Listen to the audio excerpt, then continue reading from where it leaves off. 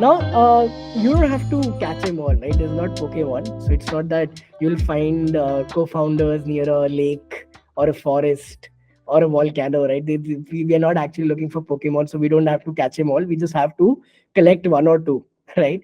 And one of the questions that I think you need to ask at this point of time is, what is the right number of co-founders? So, to be honest, there is no right number. There is no one answer. And you would see that there are startups with 17 co founders who scaled up to be a $1 billion, multi-billion dollar company. And you'll also see startups with two co founders becoming a multi-billion dollar company. I'm talking about Alibaba and Flipkart. Both are multi-billion dollar startups. Alibaba had 17 co founders, right? And Flipkart had two. So there is no right number. Having said that, I wouldn't recommend you guys getting 17 co-founders.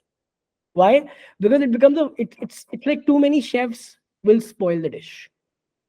So if you ask most of the VCs, if you ask most of the founders, the best number to go for is somewhere around three. Why three? Because these people can specialize in three most important things that a startup needs to do. One, product. Two, sales. And three, fundraising and hiring. The person who fundraises also hires.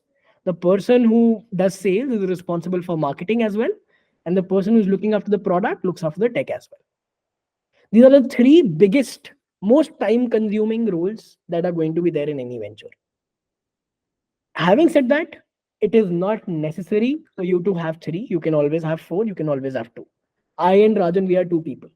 Rajan looks after product. Rajan looks after I look after fundraising. I look after hiring. I also look after sales along with Rajan. So the point is that we are able to manage it. It works. It's not that two people can't manage it.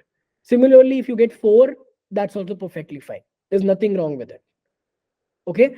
But always remember that too many chefs will spoil the fish, spoil the dish. And if the dish is the fish, then the fish is also spoiled. So where to find them? The answer is always around your personal networks, but not people who are related or who are very, very close to you. And I'll tell you why.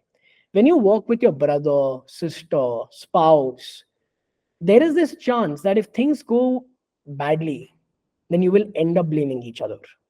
Your professional and personal life boundaries are completely blurred. And from my own personal experiences, I would recommend that it's better to not have a partner who's also a co-founder in the same company. Okay. Or not have a best friend who's also a co-founder in the same company. But you should try to find people who happen to have worked with you in some capacity. You've done a project together, you've done an internship together, you've worked together in a full-time role, and you know what that person is professionally. Because trust me, people are very different professionally and personally. So when I started Metvy, before Metvy, we were doing this project called Hobnob. So I reached out to one of my very close friends, and he was a very, very close friend of mine, and we started working together. But he was actually using Tinder when I was working on the experience, right? So I did not know that he's going to be working like that. He's like, bro, I have this very close friend and she's sitting in Marine Drive and she's crying and I need to be there for her. And I'm like, bro, we have a startup to build.